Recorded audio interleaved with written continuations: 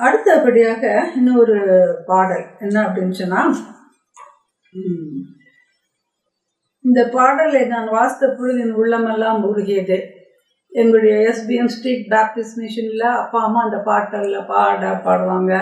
அம்மா ஒவ்வொரு time mothers meeting நடக்கின்ற பொழுது இந்த பாடலில் பாடின அந்த இனிய குரல் இன்னும் என் காதில் ஒலித்து கொண்டிருக்கிறது. இயேசுவே துதி செய் என் மனமே, இயேசுவே துதி செய், கிறிஸ்தேசுவே துதி செய். சின்ன பிள்ளைல அந்த பாடலை நான் என் அம்மா பாட கேட்டிருக்கிறேன். அதன் உள்ளத்தில் கிரியசிது இயேசுவே துதிக்கணும் அப்படின்னு சொல்லிட்டு. இந்த பாடலை இயற்றியவர் வேதநாயகம் சாஸ்திரியா.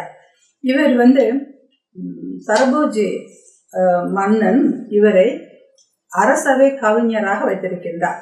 அப்படி வைத்திருக்கின்ற பொழுது சாஸ்திரியா பெத்லெஹேம் குறவஞ்சி என்ற ஒரு பாடலை அவர் இயற்றுகிறார். இந்த பாடலை நன்றாக இருப்பதை அறிந்து அவருடைய ஃப்ரெண்டு சரபோஜி மன்னன் என்ன சொன்னார் அப்படின்னா, தஞ்சை பிரகதீஸ்வரரை பற்றி எனக்கு ஒரு பாடலை எழுதித்தான் என்று கேட்டிருக்கிறார். இவருக்குள்ள 1000 கேள்விக்குறிகள். இயேசுவை தவிர வேறு யாரையும் பாட விரும்பாத சாஸ்திரியா தன் நிலையில் வேதனைப்பட்டு என்னால் இன்னொரு பாட்டு பாட முடியாது, ஏசுவாமி தவிர. நம்ம அப்படி சொல்லுவோமா? இப்போ என்னது ஏசுவாமிக்கு நம்ம உறுதியாக இருக்கிறோமா? நான் போய் சொல்ல மாட்டேன், கள்ளக்கணக்கு எழுத மாட்டேன். நம்ம இதில் ஸ்ட்ராங்காக இருக்கும். நம்மளை பார்க்குறவர்கள் கிறிஸ்துவின் சாயை பார்க்க வேண்டும். இங்கே உண்மையானவங்க, உத்தமமானவங்க அப்படின்னு சாஸ்திரர் என்ன சொல்லியிருக்காரு. எனக்கு இன்னும் ஏசாமி பாட்டுனா பாடல, எனக்கு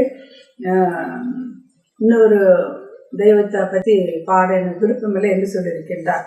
ஆனால் கூட மன்னன் விடுவதாக இல்லை. ஒரே ஒரு செயலாவது பாடித்தா அப்படின்னு சொல்லி சரபோஜி மன்னன் கேட்கின்றார்.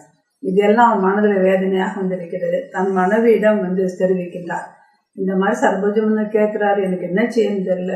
இந்த காலத்து மனைவி இல்லை, அதில் என்ன இருக்குது, சும்மா பாடிட்டு வாங்க, இப்போ சம்பளமெல்லாம் போயிடும், ஏதாவது காசு கொடுப்பாங்க வாங்கிட்டு வாங்க, இதை போய் பெருசாக. இப்படித்தான் உலகத்தில் 95% சில தானே ஹஸ்பண்ட் இருக்காங்க, மனைவி இருக்கிறாங்க. ஆனால் சாஸ்திர மனைவி என்ன சொன்னாங்களா அப்படின்னா, ஐயா நீங்கள் ஆண்டவரை பாடு வாயினால இன்னொருத்தவங்கள பாடலாமா அப்படின்னு சொல்லுவோன்னு நினச்சிட்டு இருக்காங்க. அப்படி அவங்க எழுக்கிறாங்க, ஆண்டவரை பாடின வாயினால அப்படின்னு சொல்லிட்டு சொன்ன உடனே அவருக்கு என்ன தோணுச்சான் அப்படின்னா, மறுபடியும் சரபோஜி அவர்கிட்ட போய் தன்னால் பாட முடியாதுன்னு சொல்கிறாரு. அப்படிப்பட்ட அந்த இருண்ட சூழ்நிலையில் சாஸ்திரியார் இந்த பாடல் எழுதியிருக்கின்றார். என்ன, இயேசுவே துதிசே என் மனமே, இயேசுவே துதிசே அப்படின்னு சொல்லிட்டு. எனவே இந்த சூழ்நிலையை நீங்கள் பாருங்கள். சங்கீதம் 135 1 அல்லேலூயா கர்த்தருடைய நாமத்தை துதியுங்கள், கர்த்தரின் ஊழியக்காரர்களே துதியுங்கள் என்று நாம் வாசிக்கிறோம். எனவே நாம் ஒரு விஷயம் யோசித்து பார்ப்போமா?